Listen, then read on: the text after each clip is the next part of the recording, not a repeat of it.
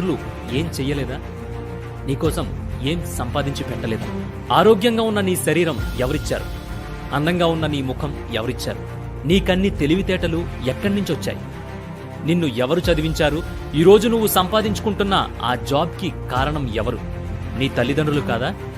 మా ఇంట్లో ఆ రోజుల్లో మా తల్లిదండ్రులు సంపాదించుంటే నాకు ఈ గతి పట్టేది కాదు, నేను కారులో తిరిగేవాడిని, నేను బిందాస్గా ఉండేవాడిని అని అనుకునే ప్రతి ఒక్కరూ గుర్తుపెట్టుకోండి.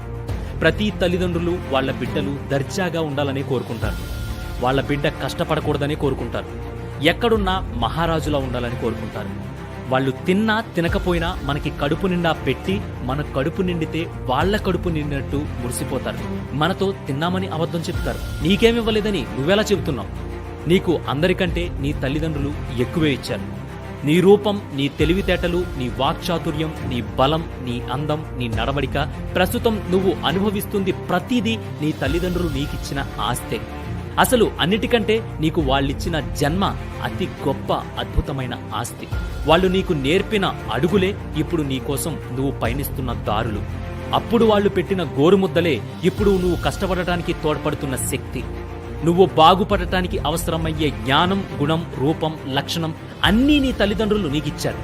ఇవన్నీ కాదు, నా తల్లిదండ్రులు నాకేం ఇవ్వలేదంటూ దిగజారిపోవడం కూడా నీ చేతిలోనే ఉంటుంది. పెంచి పెద్ద చేసి నీ రెక్కలు ఎగరడానికి సిద్ధమయ్యాక మంచి చెడ్డలు, బాగోగులు ఇవన్నీ నీ చేతిలోనే ఉంటాయి. నువ్వెలా పైకి రావాలో, నీకు ఎలా గుర్తింపు తెచ్చుకోవాలో, నీ వల్ల నీ కుటుంబానికి ఎంత గుర్తింపు రావాలనేది నువ్వు తేల్చుకోవాలి తప్ప నా తల్లిదండ్రులు ఆస్తులు ఇవ్వలేదని తల మీద చేతులేసుకుని కూర్చుండిపోతే రేపు నీ బిడ్డలు నీలాగే ఆలోచించి నిన్ను ప్రశ్నించి నలుగురిలో నిన్ను చులకన చేస్తే నీ పరిస్థితి ఏంటి? ఆలోచించు. ఆ క్షణం నీకు బుర్ర తిరుగుతుంది కదా. అందుకే కన్నవాళ్లు ఎప్పుడూ మనకి అన్నీ గొప్పగా ఇచ్చిన తరువాత మిగిలిన వాటితో వాళ్ళు బ్రతుకుతారు. ఎన్ని ఆస్తులు ఇచ్చారన్నది కాదు, ఎంత బాగా పెంచారన్నది లెక్కలోకి వస్తుంది. అసలు ఏం లేని స్థాయి నుంచి అన్నీ సాధించి గొప్ప స్థాయికి వెళ్ళినప్పుడు కదా అసలైన మజా. అప్పుడు కదా నీ జీవితానికి ఒక అర్థం. ఇంకెప్పుడు ఎదుటి వాళ్లను నీ తల్లిదండ్రులతో పోల్చుకో. వాళ్ళని ఎప్పుడూ హుందాగా చూసుకో. నీ కష్టంతో వాళ్ళకి పేరు తీసుకో. అదే నువ్విచ్చే గొప్ప బహుమతి.